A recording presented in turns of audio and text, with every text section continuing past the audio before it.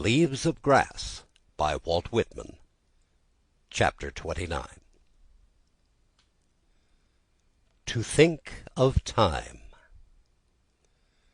To think of time, all that retrospection, to think of to-day, and the ages continued henceforward. Have you guessed you yourself would not continue? Have you dreaded these earth beetles? Have you feared the future would be nothing to you? Is to-day nothing? Is the beginningless past nothing? If the future is nothing, they are surely just as nothing. To think that the sun rose in the east, that men and women were flexible, real, alive, that everything was alive. To think that you and I did not see, feel, think, nor bear our part. To think that we are now here, and bear our part. Not a day passes, not a minute or second without an accouchement. Not a day passes, not a minute or second without a corpse. The dull nights go over, and the dull days also. The soreness of lying so much in bed goes over. The physician, after long putting off, gives the silent and terrible look for an answer. The children come, hurried and weeping, and the brothers and sisters are sent for. Medicines stand unused on the shelf. The camphor smell has long pervaded the rooms. The faithful hand of the living does not desert the hand of the dying. The twitching lips press lightly on the forehead of the dying. The breath ceases, and the pulse of the heart ceases.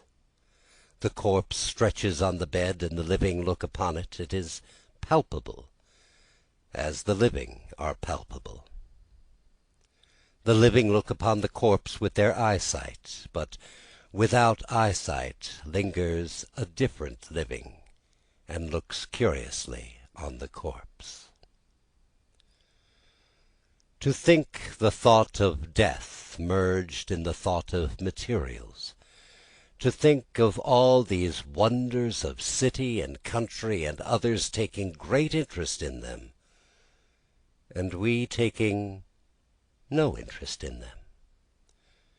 To think how eager we are in building our houses, to think others shall be just as eager, and we quite indifferent. I see one building the house that serves him a few years, or 70 or 80 years at most. I see one building the house that serves him longer than that. Slow moving and black lines creep over the whole earth. They never cease. They are the burial lines. He that was president was buried, and he that is now president shall surely be buried. A reminiscence of the vulgar fate, a frequent sample of the life and death of workmen, each after his kind. Cold dash of waves at the ferry wharf, posh and ice in the river, half-frozen mud in the streets, a grey discouraged sky overhead, the short last daylight of December. A hearse and stages, the funeral of an old Broadway stage driver, the cortege, mostly drivers. Steady the trot to the cemetery, dully rattles the death bell. The gate is passed, the new dug grave is halted at, the living alight, the hearse uncloses, the coffin is passed out, lowered and settled. The whip is laid on the coffin. The earth is swiftly shoveled in. The mound above is flattened with the spades. Silence. A minute. No one moves or speaks. It is done. he is decently put away. Is there anything more? He was a good fellow, free-mouthed, quick-tempered, not bad-looking, ready with life or death for a friend, fond of women, gambled, ate hearty, drank hearty, had known what it was to be flush, grew low-spirited toward the last, sickened, and was helped by a contribution, died aged 41 years, and that was his funeral. Thumb extended, finger uplifted, apron, cape, gloves, strap, wet weather clothes, whip carefully chosen, boss, spotter, starter, hostler, somebody loafing on you, you loafing on somebody, headway, man before and man behind, good day's work, bad day's work, pet stock, mean stock, first out, last out, turning in at night. To think that these are so much and so nigh to other drivers, and he there takes no interest in them. The markets, the government, the working man's wages, to think what account they are through our days and nights, to think that other working men will make just as great account of them, yet we make little or no account.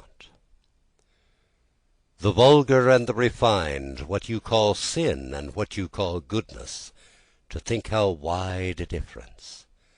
To think the difference will still continue to others, yet we lie beyond the difference. To think how much pleasure there is. Do you enjoy yourself in the city? Or engaged in business? Or planning a nomination and election? Or with your wife and family? Or with your mother and sisters? Or in womanly housework, or the beautiful maternal cares? These also flow onward to others. You and I flow onward, but in due time you and I shall take less interest in them. Your farm, profits, crops, to think how engrossed you are, to think that there will still be farms, profits, crops, yet for you, of what avail? What will be well, for what is well. To take interest is well, and to not take interest shall be well. The domestic joys, the daily housework or business, the building of houses are not phantasms. They have weight, form, location. Farms, profits, crops, markets, wages, government are none of them phantasms. The difference between sin and goodness is no delusion. The earth is not an echo. Man and his life and all the things of his life are well considered. You are not thrown to the winds. You gather certainly and safely around yourself, yourself for ever and ever. It is not to diffuse you that you were born of your mother and father. It is to identify you. It is not that you should be undecided, but that you should be decided. Something long preparing and formless is arrived and formed in you. You are henceforth secure, whatever comes or goes. The threads that were spun are gathered, the weft crosses the warp, the pattern is systematic. The preparations have every one been justified, the orchestra have sufficiently tuned their instruments, the baton has given the signal, the guest was coming. He waited long. He is now housed. He is one of those who are beautiful and happy. He is one of those that to look upon and be with is enough. The law of the past cannot be eluded. The law of the present and future cannot be eluded. The law of the living cannot be eluded. It is eternal. The law of promotion and transformation cannot be eluded. The law of heroes and good doers cannot be eluded. The law of drunkards, informers, mean persons, not one iota thereof can be eluded. Slow-moving and black lines go ceaselessly over the earth. Northerner goes carried, and southerner goes carried, and they on the Atlantic side, and they on the Pacific, and they between, and all through the Mississippi country, and all over the earth. The great masters and cosmos are well as they go. The heroes and good doers are well. The known leaders and inventors, the rich owners and pious and distinguished may be well, but there is more account than that. There is strict account of all. The interminable hordes of the ignorant and wicked are not nothing. The barbarians of Africa and Asia are not nothing. The perpetual successions of shallow people are not nothing as they go. Of and in all these things I have dreamed, that we are not to be changed so much, nor the law of us changed. I have dreamed that heroes and good doers shall be under the present and past law, and that murderers, drunkards, liars shall be under the present and past law. For I have dreamed that the law they are under now is enough. And I have dreamed that the purpose and essence of the known life, the transient, is to form and decide identity for the unknown life, the permanent. If all came but to ashes of dung, if maggots and rats ended us, then alarm, for we are betrayed. Then indeed suspicion of death. Do you suspect death? If I were to suspect death, I should die now. Do you think I could walk pleasantly and well suited toward annihilation? Pleasantly and well suited I walk. Whither I walk I cannot define, but I know it is good. The whole universe indicates that it is good. The past and present indicate that it is good. How beautiful and perfect are the animals! How perfect the earth, and the minutest thing upon it! What is called good is perfect, and what is called bad is just as perfect. The vegetables and minerals are all perfect, and the imponderable fluids perfect. Slowly and surely they have passed on to this, and slowly and surely they yet pass on. I swear, I think now that everything without exception has an eternal soul. The trees have, rooted in the ground. The weeds and the sea have, the animals. I swear, I think there is nothing but immortality. That, the exquisite scheme is for it, and the nebulous float is for it, and the cohering is for it, and all preparation is for it, and identity is for it, and life and materials are all together for it.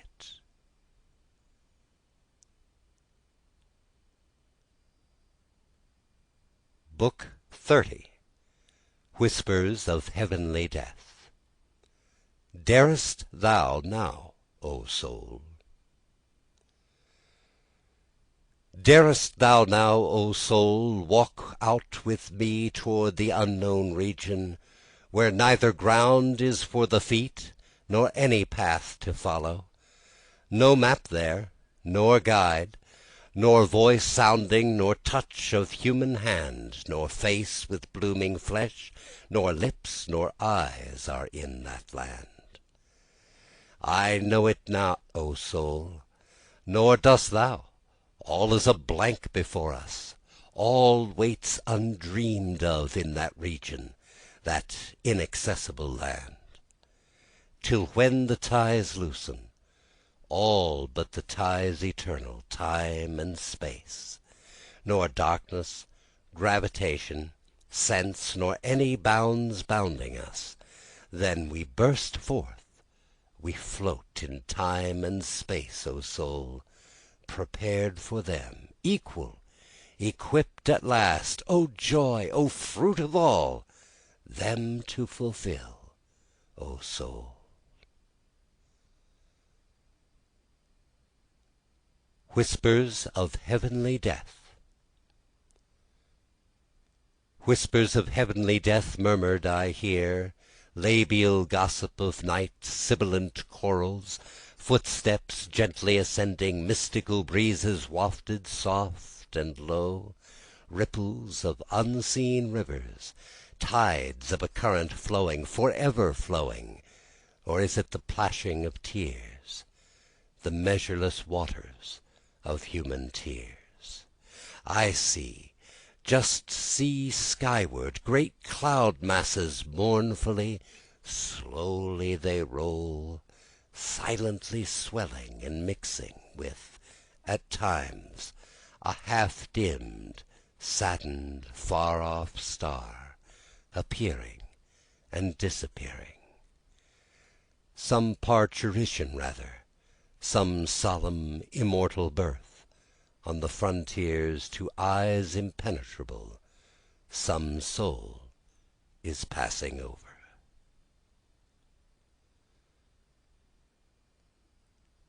Chanting the Square Deific. Chanting the Square Deific, out of the one advancing, out of the sides, out of the old and new, out of this square eternally divine, solid, four-sided, and all sides needed. From this side Jehovah am I, old Brahm I, and I Saturnius am.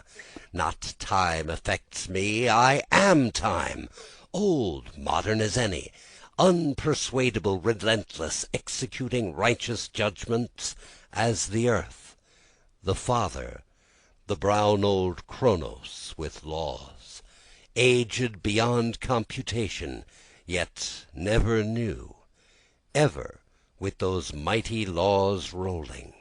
Relentless, I forgive no man, whoever sins dies. I will have that man's life. Therefore let none expect mercy. Have the seasons, gravitation, the appointed days mercy? No more have I.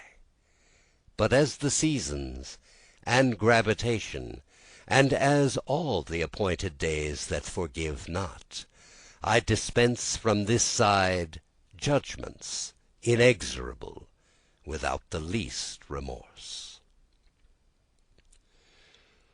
Consolator most mild, the promised one advancing, with gentle hand extended, the mightier God am I, foretold by prophets and poets in their most rapt prophecies and poems.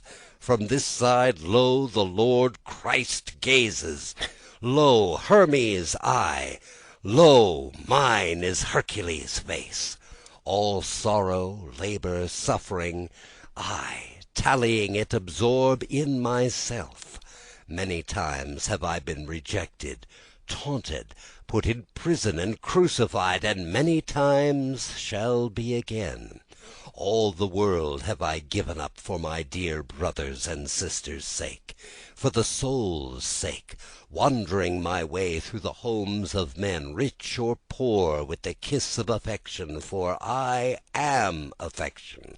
I am the cheer-bringing God, with hope and all-enclosing charity. With indulgent words as to children, with fresh and sane words, mine only, young and strong, I pass, knowing well I am destined myself to an early death. But my charity has no death, my wisdom dies not, neither early nor late, and my sweet love bequeathed here and elsewhere never dies.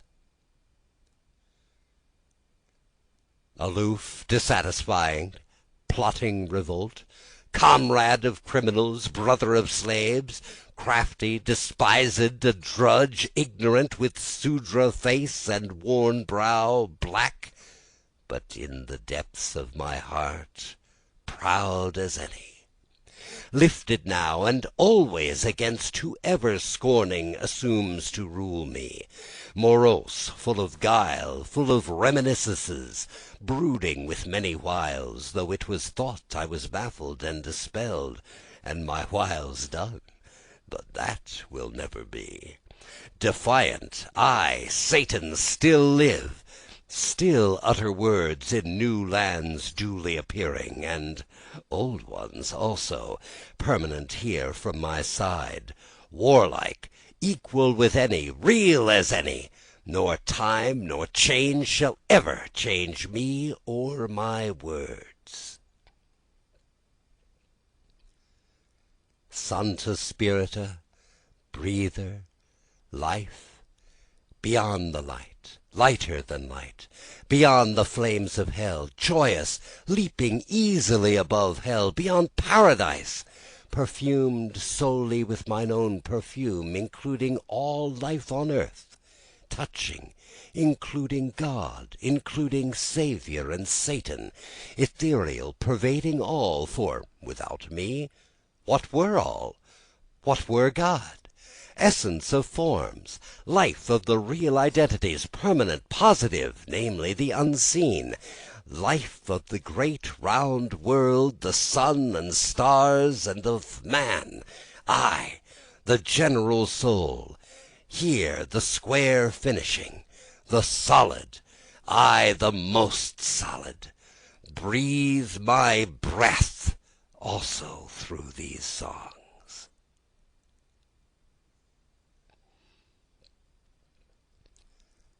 Of him I love day and night.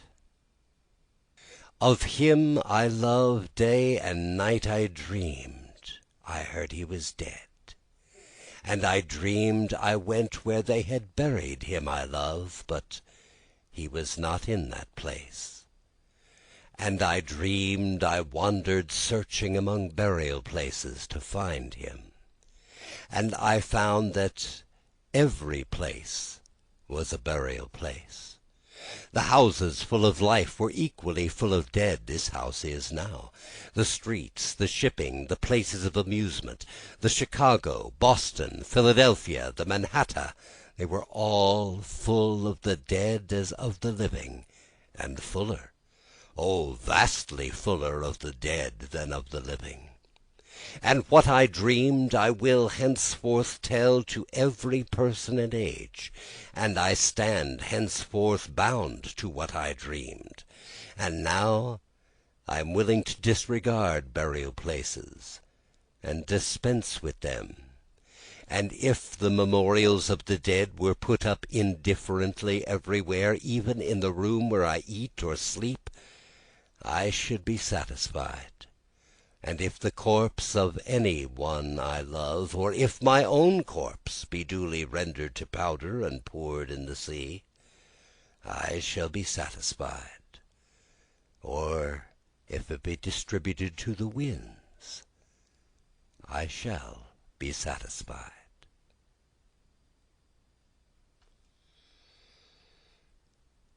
Yet, ye downcast hours. Yet, ye downcast hours, I know ye also, weights of lead, how ye clog and cling at my ankles. Earth to a chamber of mourning turns. I hear the o'erweening, mocking voice. Matter is conqueror. Matter, triumphant only, continues onward. Despairing cries float ceaselessly toward me. The call of my nearest lover putting forth, alarmed, uncertain, the sea I am quickly to sail. Come tell me where I am speeding. Tell me my destination. I understand your anguish, but I cannot help you. I approach, Here, behold the sad mouth, the look out of the eyes, your mute inquiry. Whither I go from the bed I recline on, come tell me. Old age, alarmed, uncertain, a young woman's voice appealing to me for comfort, a young man's voice. Shall I not escape?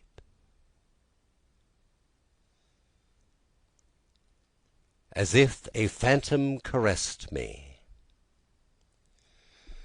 As if a phantom caressed me, I thought I was not alone walking here by the shore, but the one I thought was with me, as now I walk by the shore, the one I love that caressed me, as I lean and look through the glimmering light, that one has utterly disappeared, and those who appear that are hateful and mock me.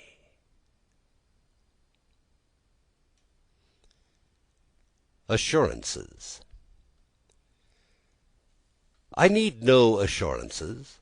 I am a man who is preoccupied of his own soul. I do not doubt that from under the feet and beside the hands and face I am cognizant of are now faces I am not cognizant of, calm and actual faces. I do not doubt but the majesty and beauty of the world are latent in any iota of the world. I do not doubt I am limitless, and that the universes are limitless. In vain I try to think how limitless. I do not doubt that the orbs and the systems of orbs play their swift sports through the air on purpose, and that I shall one day be eligible to do as much as they, and more than they. I do not doubt that temporary affairs keep on, and millions of years. I do not doubt interiors have their interiors, and exteriors have their exteriors, and that eyesight has another eyesight, and that the hearing another hearing, and the voice another voice. I do not doubt that the passionately wept deaths of young men are provided for, and that the deaths of young women and the deaths of little children are provided for. Did you think life was so well provided for? And death, the purport of all life, is not well provided for? I do not doubt that wrecks at sea, no matter what the horrors of them, no matter whose wife, child, husband, father, lover has gone down, are provided for to the minutest points.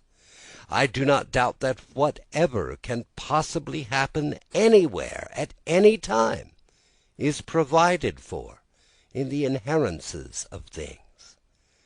I do not think life provides for all, and for time and space, but I believe heavenly death provides for all. Quicksand years. Quicksand years that whirl me I know not whither. Your schemes, politics, fail, lines give way, substances mock and elude me. Only the theme I sing, the great and strong possessed soul, eludes not. One's self must never give way. That is the final substance. That out of all is sure. Out of politics, triumphs, battles, life, what at last finally remains? When shows break up, what but one's self is sure?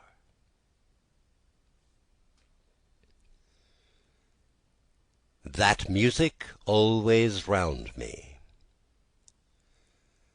That music always round me, unceasing, unbeginning, yet long untaught, I did not hear, but now the chorus I hear, and am elated. A tenor strong, ascending with power and health, with glad notes of daybreak I hear. A soprano at intervals sailing buoyantly over the tops of immense waves. A transparent bass shuddering lusciously under and through the universe. The triumphant tutti, the funeral wailings of sweet flutes and violins, and all these I fill myself with. I hear not the volumes of sound merely. I am moved by the exquisite meanings. I listen to the different voices winding in and out, striving, contending with fiery vehemence to excel each other in emotion. I do not think the performers know themselves, but now I think begin to know them.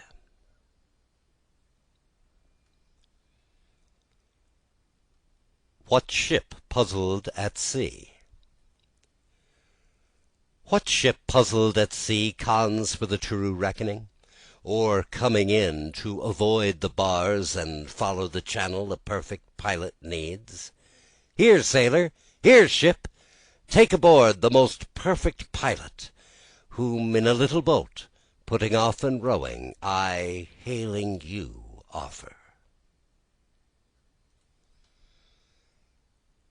A noiseless, patient spider. A noiseless, patient spider I marked where, on a little promontory, it stood isolated, marked how to explore the vast, vacant surrounding. It launched forth filament, filament, filament out of itself, ever unreeling them, ever tirelessly speeding them. And you, O my soul, where you stand, surrounded, detached in measureless oceans of space, ceaselessly musing, venturing, throwing, seeking the spheres to connect them, till the bridge you will need be formed, till the ductile anchor hold, till the gossamer thread you fling catch somewhere, O my soul.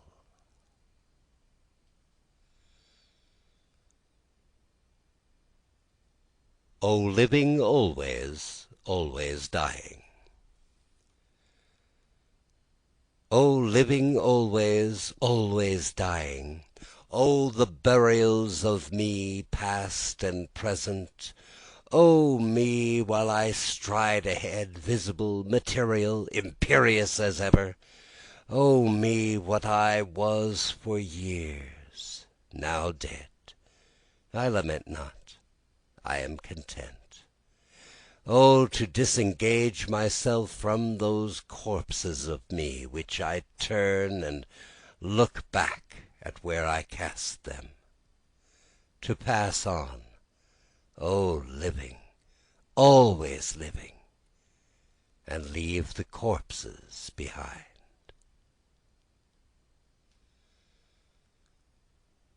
To one shortly to die. From all the rest I single you out, having a message for you. You are to die. Let others tell you what they please. I cannot prevaricate. I am exact and merciless, but I love you. There is no escape for you. Softly I lay my right hand upon you. You must feel it. I do not argue. I bend my head close and half envelop it. I sit quietly by. I remain faithful. I am more than nurse, more than parent or neighbor. I absolve you from all except yourself, spiritual, bodily, that is eternal. You yourself will surely escape. The corpse you will leave will be but excrementitious. The sun bursts through in unlooked-for directions. Strong thoughts fill you, in confidence you smile. You forget you are sick, as I forget you are sick. You do not see the medicines, you do not mind the weeping friends. I am with you. I exclude others from you. There is nothing to be commiserated. I do not commiserate. I congratulate you.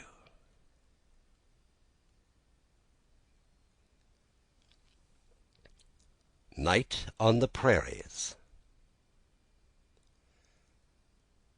Night on the prairies, the supper is over, the fire on the ground burns low, the wearied emigrants sleep wrapped in their blankets. I walk by myself. I stand and look at the stars, which I think now never realized before. Now I absorb immortality and peace. I admire death and test propositions. How plenitous, how spiritual, how resume. The same old man and soul, the same old aspirations, and the same content. I was thinking the day most splendid, till I saw what the not day exhibited. I was thinking this globe enough, till there sprang out so noiseless around me myriads of other globes. Now, while the great thoughts of space and eternity fill me, I will measure myself by them, and now touched with the lives of other globes, arrived as far along as those of the earth, or in waiting to arrive, or passed on farther than those of earth. I henceforth no more ignore them than I ignore my own life, or the lives of the earth, arrived as far as mine, or waiting to arrive. I see now that life cannot exhibit all to me, as the day cannot. I see that I am to wait for what will be exhibited by death. Thought. As I sit with others at a great feast, suddenly, while the music is playing, to my mind, whence it comes I know not, spectral in a mist, of a wreck of sea, of certain ships, how they sail from port with flying streamers and wafted kisses, and that is the last of them, of the solemn and murky mystery about the fate of the President, of the flower of the marine science of 50 generations foundered off the northeast coast and going down, of the steamship Arctic going down, of the veiled tableau women gathered together on deck, heroic, pale, waiting the moment that draws so close, oh, the moment. A huge sob, a few bubbles, the white foam spurting up, and then the women are gone, sinking there while the passionless wet flows on, and I now pondering, are those women indeed gone? Are souls drowned and destroyed so? Is only matter triumphant? The last invocation. At the last, tenderly, from the walls of the powerful fortressed house, from the clasp of the knitted locks, from the keep of the well-closed doors, let me be wafted. Let me glide noiselessly forth, with the key of softness unlock the locks, with a whisper set ope the doors, O soul. Tenderly, be not impatient. Strong is your hold, O mortal flesh. Strong is your hold, O love.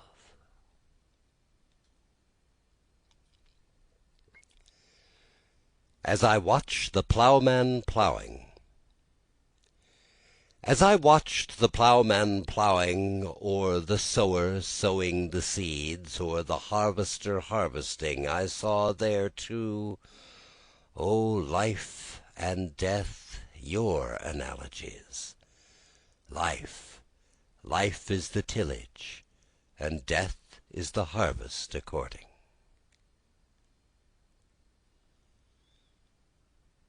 Pensive and faltering. pensive and faltering, the words the dead I write. For the living are the dead, haply the only living, only real, and I the apparition, I the spectre.